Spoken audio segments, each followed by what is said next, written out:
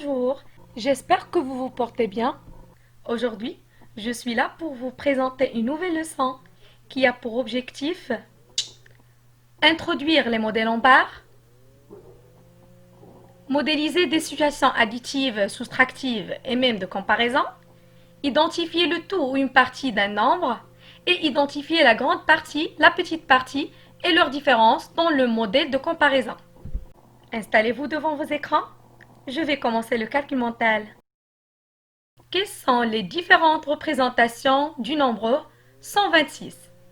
Je vais vous laisser un peu de temps pour réfléchir.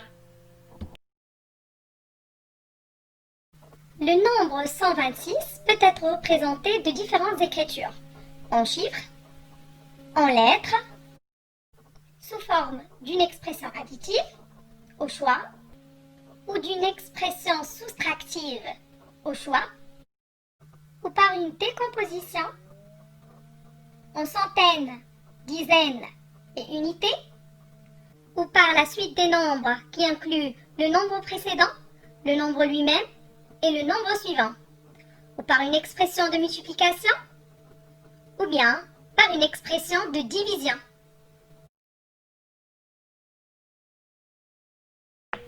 Le concept de la méthode Singapour tout est parti, c'est un concept qui dit le tout fait deux parties ou bien plus et deux parties ou bien plus font le tout et qui permet de découvrir les différentes égalités que font le tout et les deux parties.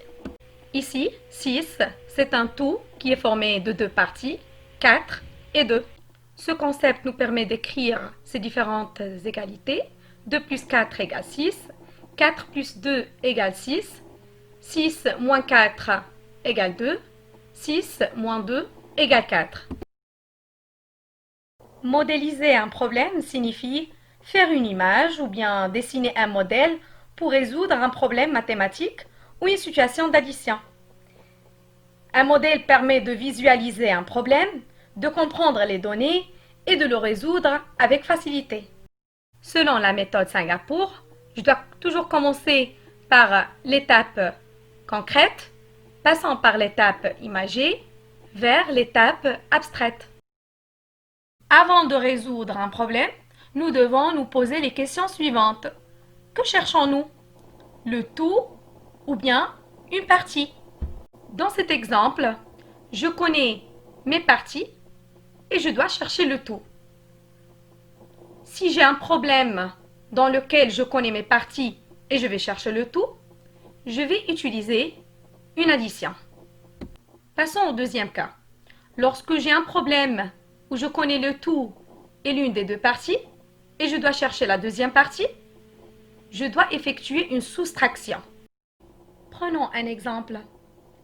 Amir a 2 cahiers rouges et 3 cahiers bleus. Combien Amir a-t-il en tout? Avant de répondre, je dois me poser la question suivante. Qu'est-ce que dois-je chercher? Le tout ou bien une partie? Dans ce cas, j'ai les deux parties et je dois chercher le tout. Et pour le trouver, il faut additionner les deux parties, à savoir 2 plus 3 égale 5.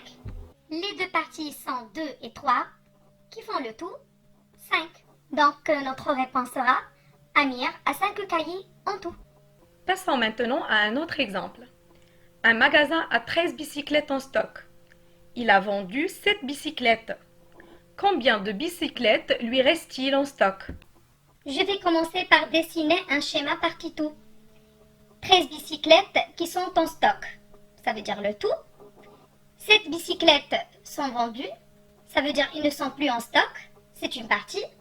Et je dois chercher la deuxième partie qui reste. Ici 13, ce n'est pas une partie.